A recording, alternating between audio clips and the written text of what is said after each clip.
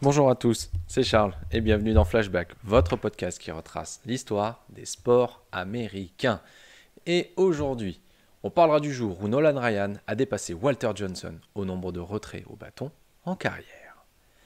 En ce 27 avril 1983, le lanceur des Houston Astros, Nolan Ryan, réalise son 3509e retrait au bâton, dépassant alors le détenteur du record à l'époque, qui était Walter Johnson, avec 3508 retraits au bâton. C'est pour cette 17e saison en MLB, Nolan Ryan avait débuté sur la liste des blessés pour les 21 premiers jours de la saison régulière. Le record de Walter Johnson était en vue pour le futur Hall of Famer.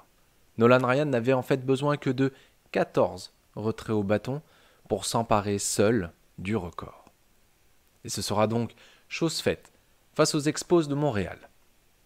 Arrivé en 7e manche, il ne lui en manquait plus que 2. Mais Nolan Ryan n'était pas sûr de pouvoir finir la rencontre. Il avait déjà lancé 7 manches, mais essayait tout de même de poursuivre la rencontre. Pourtant, sur une frappe manquée de Tim Blackwell, Nolan Ryan sera délivré. Tout le monde est devenu alors fou à ce moment précis. La foule, qui était en train de vivre un moment d'histoire sous ses yeux, chavirait de bonheur. Pour beaucoup, un tel accomplissement devait nécessiter une carrière entière. Mais très clairement, Nolan Ryan n'était pas du tout de ce calibre-là.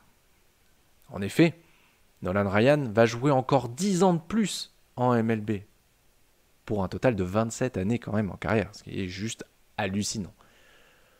Ces 10 années supplémentaires en MLB l'ont vu remporter 4 titres consécutifs pour le nombre de retraits au bâton de 1987 à 1990. Au cours de sa carrière qui aura duré quand même 4 décennies, Nolan Ryan aura éliminé 5714 frappeurs au bâton. C'est près d'1 millier de plus que le deuxième sur la liste, qui n'est pas sans reste, Randy Johnson, et quasiment plus de 1500 que Carlton. La carrière de Nolan Ryan aura été tout simplement incroyable, faisant partie des tout meilleurs lanceurs de l'histoire de la MLB. J'espère que cet épisode vous a plu et on se retrouve dès demain pour un nouveau morceau d'histoire des sports américains dans notre podcast Flashback.